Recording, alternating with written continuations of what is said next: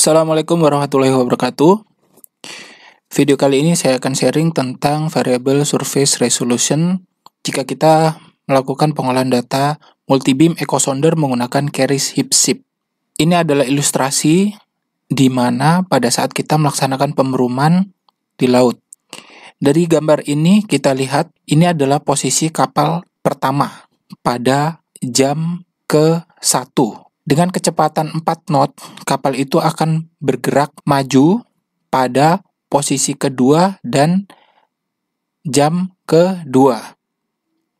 Sedangkan yang di bawahnya, topografi seabednya kita lihat, ini dari dangkal, kemudian mendalam hingga dalam.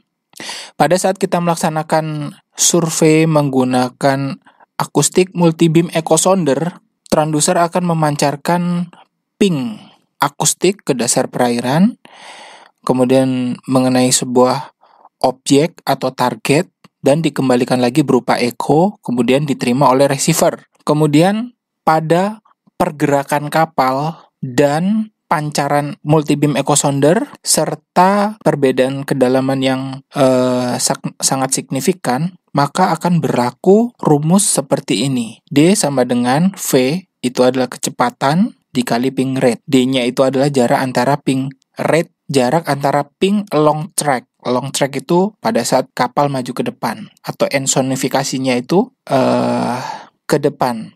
Spasi ke depan per ping. Ping, ping, ping ke depan. Seperti gambar ini. Ping, ping, ping, ping. Ini tidak akan konstan. Jadi akan bervariasi berdasarkan kecepatan kapal dan kedalaman laut. Dari persamaan ini, dari sini akan saya berikan contoh suatu kondisi nyata pada saat kita melaksanakan pemeruman di laut.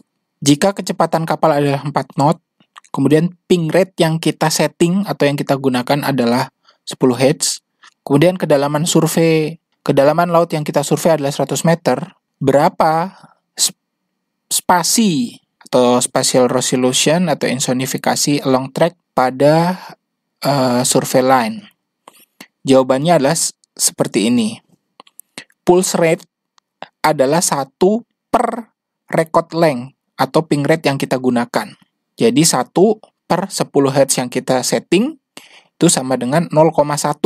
Kemudian ini kecepatan kapal knot dirubah menjadi meter per second. Jadi 1 knot sama dengan 0,5144 meter per second.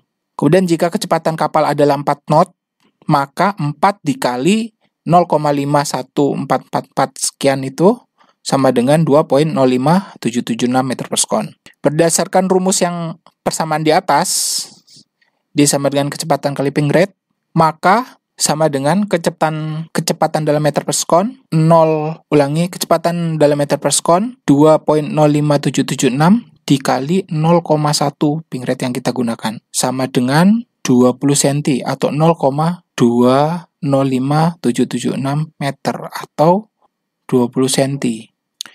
Jika kedalaman laut itu 100, maka 100 meter dibagi 1500 meter per second. 1500 ini adalah kecepatan suara di air, sound of velocity, sama dengan 0.066666 sekian, dikali 0.2 kali jarak tadi itu, kali 0.2, maka hasilnya adalah 0.013 atau 1,37 cm. Sehingga solusinya adalah jika kecepatan kapal kita cepat, maksudnya kita ingin menaikkan kecepatan kapal, ingin menaikkan kecepatan kapal survei kita, kemudian lautnya bertambah dalam, maka solusinya adalah untuk ditambahkan ping rate-nya, settingan ping rate ini. Mungkin yang standar itu 5, bisa 10, bisa 20, dan seterusnya, sesuai dengan spesifikasi teknis multibeam echo sounder yang digunakan. Kemudian, ini adalah hasil data multibeam echo sounder jika kita melakukan simulasi pembuatan grid atau base surface. Ini adalah jadi data yang di seabed itu dinamakan footprint, hasil jejakan sapuan multibeam echo sounder itu. Yang atas ini adalah jika saya menggunakan grid base surface dengan resolusi 0,2 meter. Hasilnya seperti ini, renggang-renggang, karena kedalaman lautnya memang sangat dalam di sini. Kedalaman lautnya 600-an, ini kedalaman lautnya 600. Kemudian dari kedalaman laut 600 meteran, saya menggunakan speed kapal 5,5 knot itu pada penggunaan grid surface 0,2 meter, hasilnya seperti ini, renggang-renggang. Dan kalau saya zoom, saya perbesar, antara spasi ping satu dengan yang lainnya itu, ini kalau diperbesar, itu jaraknya 8 meter. 8,12 meter. Dan kalau saya perbesar lagi, per titik footprintnya ini, yang kecil ini, itu sebesar satu beamnya itu, bukan satu beam, ini footprint per satuannya ini, itu 1,8 meter. Sangat besar sekali. Sehingga jika kita melakukan pencarian objek sebesar 1 meter pada kedalaman 600 meter, mustahil rasanya. Kemudian ini jika saya menggunakan grid 1 meter, 1 meter hasilnya seperti ini. Ini pun lebih baik daripada yang ini, agak lebih tebal. Agak lebih tebal lagi, agak lebih menutupi. Kemudian kalau saya zoom lagi, hasilnya sudah full cover. Jadi antara ping yang satu dengan yang lain sudah menyambung atau tertutup. Dan jika saya zoom lagi, saya perbesar lagi, kemudian saya ukur satu strip pada sapuan ini itu lebarnya 9 meter. Kemudian ini adalah dampak kecepatan, kedalaman, dan ping rate. Jika kapal survei yang kita gunakan itu semakin cepat, maka hasil datanya atau perolehan datanya akan seperti ini. Kalau bahasa Inggrisnya itu renggang-renggang, atau jarang-jarang bahasa Indonesianya. Nah, seperti ini.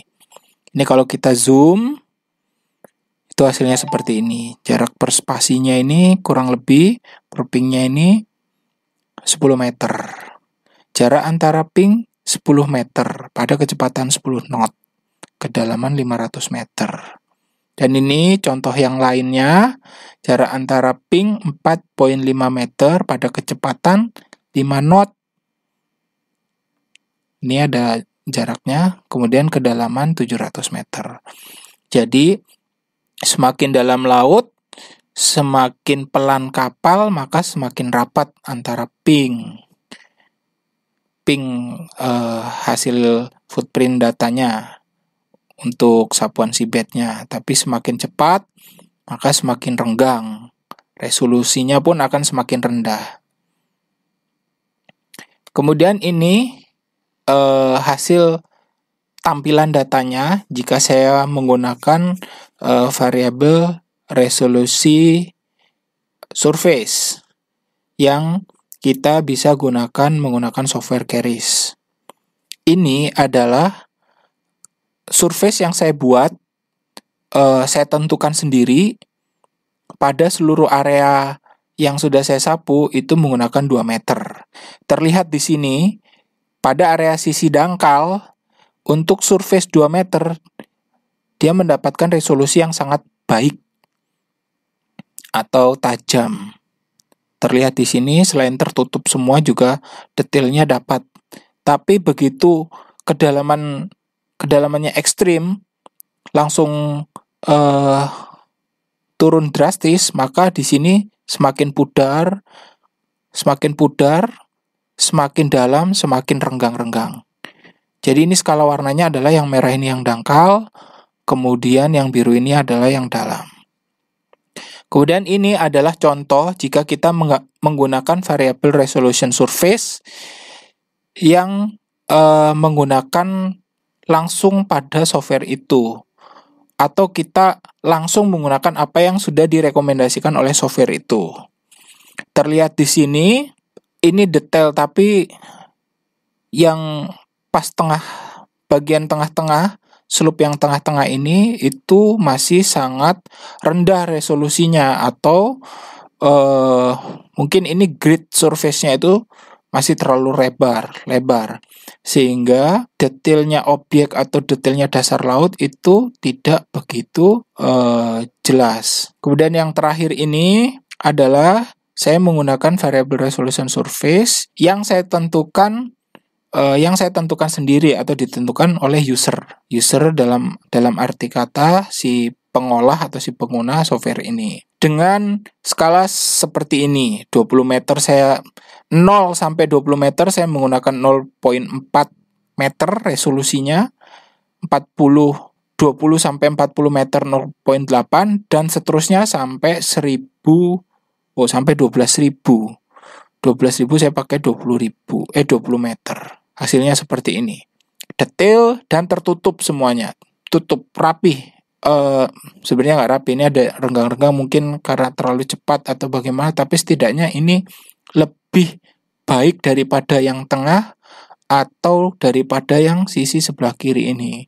Kalau yang kiri ini disapu rata, kalau yang tengah ini ditentukan oleh softwarenya sendiri, dan kalau yang kanan ini hasilnya lebih tajam, lebih bagus, usernya yang menentukan sendiri. Oke, sebagai praktek akan saya berikan contoh untuk penggunaannya.